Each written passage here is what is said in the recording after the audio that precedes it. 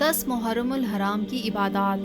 اگر ویڈیو اچھی لگے تو پلیز میرے چینل کو سبسکرائب کریں تاکہ میرا حوصلہ بڑھا رہے۔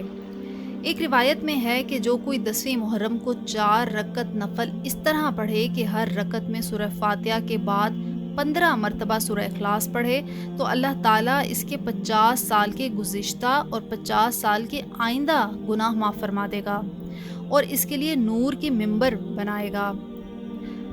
عاشورہ کی رات کو جو کوئی 2 رکعت نفل اس طرح پڑھے کہ سورہ فاتحہ کے بعد ہر رکعت میں 3 مرتبہ سورہ اخلاص پڑھے تو اللہ تعالیٰ اس کی قبر روشن رکھے گا۔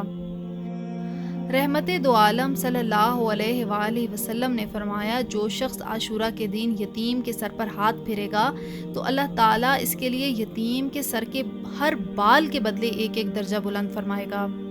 عاشورہ کے دن غسل کرنا بیماری سے بچاؤ کا سبب ہے۔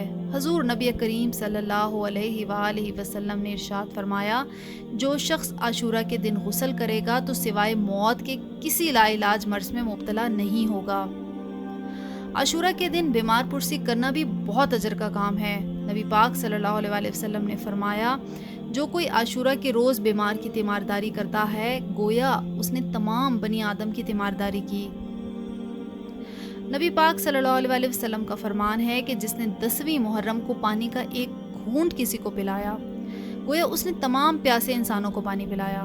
عاشورہ کے دن اپنے اہل و عیال کے لیے وسیع پیمانے پر خرچ کرنے سے پورا سال رزق میں برکت رہتی ہے۔ نبی پاک صلی اللہ علیہ وآلہ وسلم نے فرمایا کہ جو شخص عاشورہ کے دن اپنے اہل و عیال پر خرچ میں اضافہ کرے گا تو اللہ تعالیٰ اس پر سارا سال وسعت فرمائے گا۔